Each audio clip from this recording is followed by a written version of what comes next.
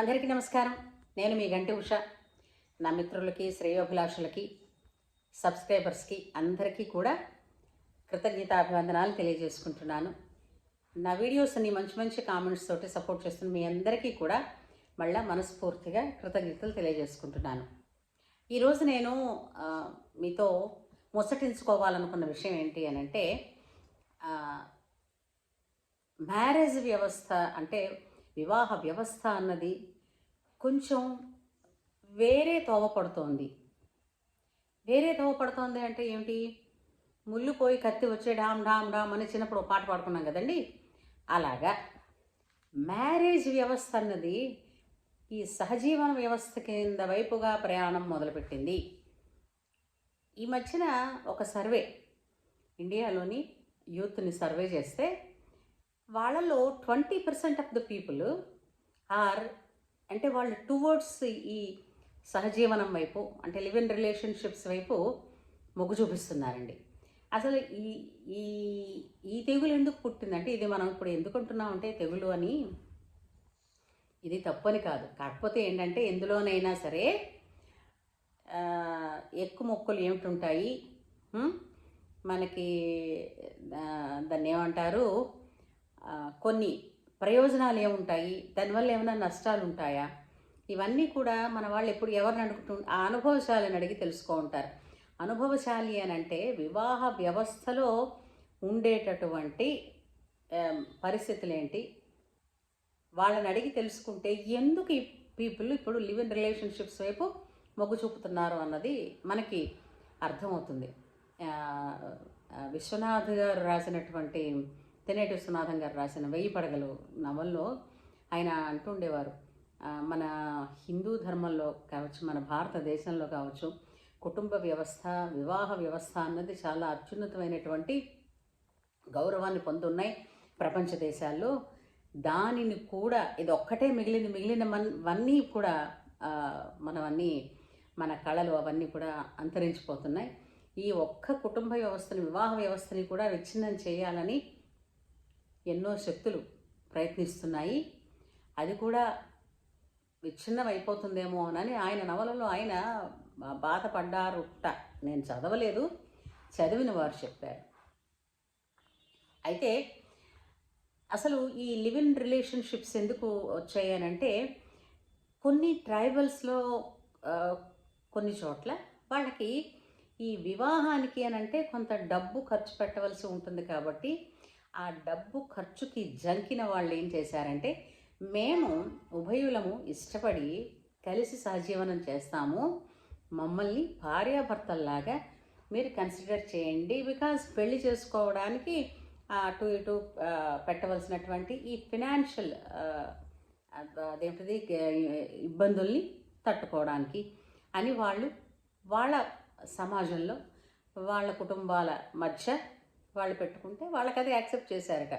అది అక్కడితో ఉండదు, అక్కడిని ఉండకుండా అది ఇలా ఇలా ఇలా నేటి యువత మీదకి కూడా ఆ గాలి మళ్ళింది.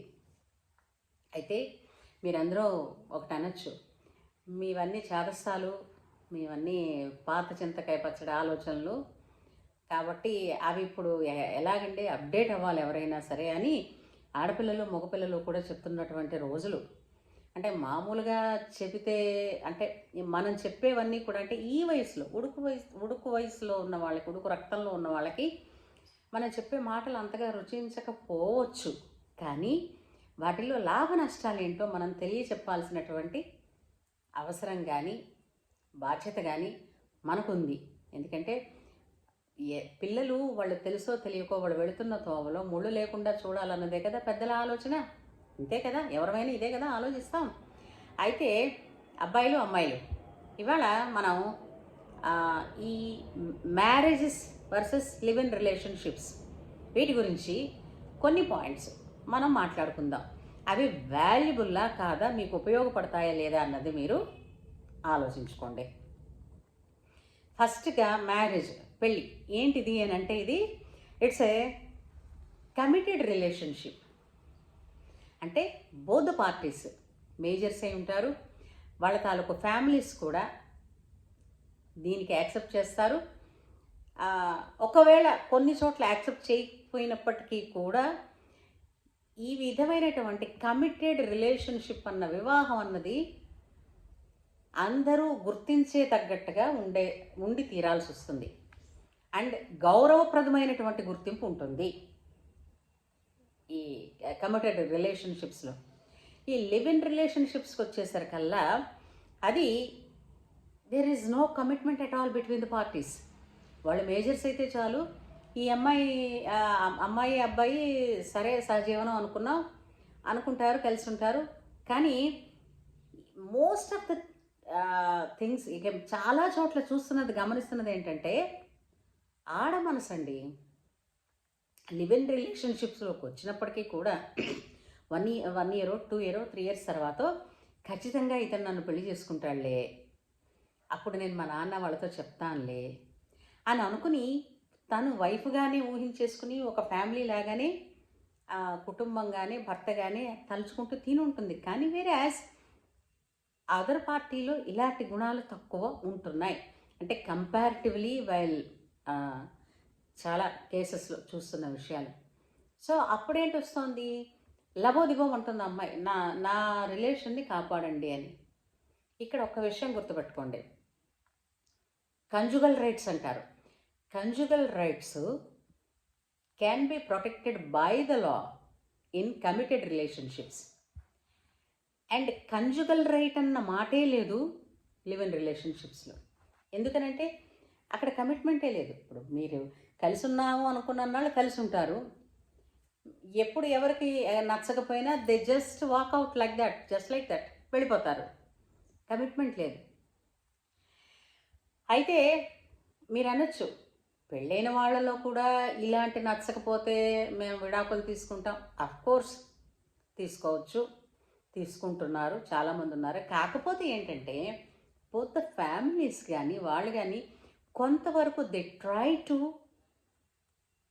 They stay together. వాళ్ళు కలిసి ఉండే ప్రయత్నం అయితే చేస్తారు. అండ్ దానికి వాళ్ళకి ఫుల్ ఫ్యామిలీస్ సపోర్ట్ ఉంటుంది. అంతేకాకుండా వాళ్ళకి కోర్టు నుంచి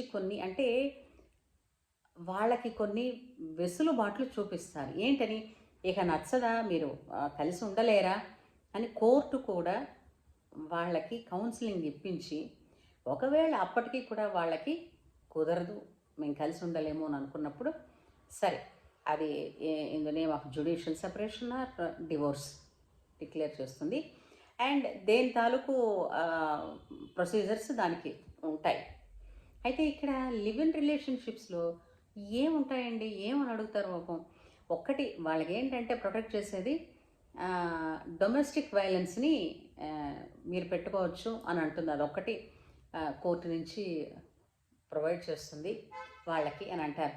కానీ డొమెస్టిక్ వైలెన్స్ రైజ్ అయ్యే ప్రశ్న చాలా తక్కువ ఉంటుందని. ఎందుకంటే మీకు మీ రిలేషన్షిప్లోనే కమిట్మెంట్ లేదు, మీకు ఎప్పుడు నచ్చకపోతే అప్పుడు anyone can just leave that relationship and stay up, వాళ్ళు వెళ్ళిపోవచ్చు బయటికి కదా.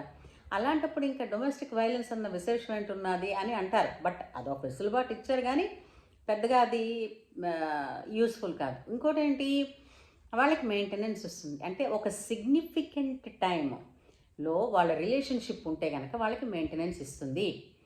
అది కూడా ఆ పార్టీ ఎవరైతే ఉన్నారో అదర్ పార్టీ, ఇఫ్ అంటే that lady can manage herself financially and doing any job, మళ్ళీ ఇలాంటివి ఉండవు, ఈ మెయింటెనెన్స్ రావు. ఇంకో విషయం ఏంటంటే, ఇప్పుడు లివ్ ఇన్ రిలేషన్షిప్స్లో ఉన్న వాళ్ళు సహజంగానే పిల్లల్ని కనడానికి ఆలోచిస్తారు. సరే, పిల్లల్ని కనడానికి ఆలోచించిన వాళ్ళు పిల్లలు పుట్టకుండా ఉండే మార్గం కూడా కొంచెం ఏదో తాత్కాలికమైనటువంటి ప్రొసీజర్స్ ఫాలో అవ్వకుండా వాళ్ళు ఏం చేస్తున్నారు, అబార్షన్స్కి ఎక్కువగా ప్రిఫర్ చేస్తున్నారు. ఈ అబార్షన్స్ అన్నది ఒకటి మానసికమైనటువంటి గిల్ట్ని పెంచుతుంది అమ్మాయిల్లోని, రెండోది శారీరకపరమైనటువంటి హెల్త్ని కూడా దెబ్బతీస్తుంది. ఇది ఖచ్చితంగా అమ్మాయిలు అబ్బాయిలు మీరు గమనించవలసిన విషయం. వేరే ఇప్పుడు ఇంకోటి ఆలోచిద్దాం, లివ్ ఇన్ రిలేషన్షిప్స్లో ఉన్నప్పుడు పిల్లలు పుట్టారని అనుకోండి, ఆ ఇంపాక్ట్ పిల్లల మీద ఎలా ఉంటుంది? ఎందుకనంటే ఒక సిగ్నిఫికెంట్ రెస్పెక్ట్ అన్నది లివ్ ఇన్ రిలేషన్షిప్లో ఉండే కపుల్కి దొరకటం లేదు. ఎందుకు దొరకటం లేదు అని అంటే, అది ఇతర దేశాల్లో దొరుకుతుందేమో, దొరకచ్చు. ఎందుకనంటే ఇంకా మనది అది ఏదో సామెత చెప్పినట్టు ఉంటుంది,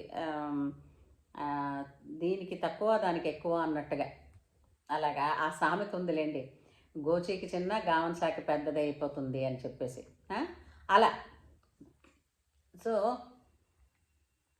సారీ, గోచీకి పెద్దది గావన్ శాఖ కట్టుకోవడానికి చిన్నది అని అంటూ ఉంటారు. అలాగా అది పిల్లల మీద ఎలాంటి ఇంపాక్ట్ చూపిస్తుంది, హెల్త్ మీద ఎలాంటి ఇంపాక్ట్ చూపిస్తుంది? అఫ్కోర్స్ పెళ్ళైన వాళ్ళు పిల్లలు పుట్టిన తర్వాత విడిపోవటం లేదా? విడిపోతున్నారు. నిజానికి దాన్నే మేము చెప్తున్నాం. భార్యాభర్తలుగా ఉన్నప్పుడు మరి ఇంకా మీకు కలవడానికి అవకాశం లేదన్నప్పుడు విడిపోతున్నారు అని అంటే విడిపోవచ్చు. కానీ తల్లిదండ్రులు అయిన తర్వాత, ఒకసారి అమ్మ నాన్న అయిన తర్వాత విడిపోవడానికి ఆలోచించండి. ఎందుకంటే ఏదో ఒక పాయింట్ తీసుకుని చూసారా, బ్లేమింగ్ ఉంటుంది, సహజంగా బ్లేమింగ్ ఉంటుంది. అంటే అవతల ఎయిదర్ పార్టీస్ని వాళ్ళు బ్లేమ్ చేసుకుంటూ ఉంటారు. ఈ ఇంపాక్ట్ నెక్స్ట్ కిడ్స్ మీద ఉన్నదని అనుకోండి, వాళ్ళు నెక్స్ట్ కమింగ్ ఫ్యూచర్లో, ఇప్పుడు మగపిల్లలు అనుకోండి ఆడపిల్లల్ని ఎలా ట్రీట్ చేస్తారు, ఆడపిల్లలు అనుకోండి మగాడిని ఎలా ట్రీట్ చేస్తారు. సో హెల్దీయెస్ట్ ఒక కుటుంబ వ్యవస్థ, ఒక హెల్దీయెస్ట్ సొసైటీ అన్నదాన్ని మనం మెల్లిమెల్లిగా పోగొట్టుకుంటున్నామేమో అన్నది అనిపిస్తోంది సుమా. అంతేకాకుండా ఈ లివ్ ఇన్ రిలేషన్షిప్స్లో ఫస్ట్ నుంచి కూడా చాలామంది ఏం చేస్తున్నారంటే, మాకు మా పేరెంట్స్ ఫ్రీడమ్ ఇచ్చారండి, సో మేము ముందు ఈ రిలేషన్షిప్లో ఉన్నాక నచ్చితే అప్పుడు ముందుకు వెళదాం అని అనుకుంటున్నాం, అప్పుడు వాళ్ళకి చెప్దాం అనుకుంటున్నాం అన్నారు. సరే పోనీ, ఇప్పుడు ఒకవేళ లివ్ ఇన్ రిలేషన్షిప్లోనే ఉండి వాళ్ళకి బ్రహ్మాండంగా యాటిట్యూడ్స్, సైకాలజీస్ అన్నీ నప్పి వాళ్ళు కమిటెడ్ రిలేషన్షిప్లోకి వస్తున్నారు అనుకుందాం. అప్పుడు తల్లి తండ్రి వాళ్ళకి ఇటు అటు కుటుంబాలు రెండు కలిసి వాళ్ళకి మ్యారేజ్ చేశారు అని అనుకుందాం.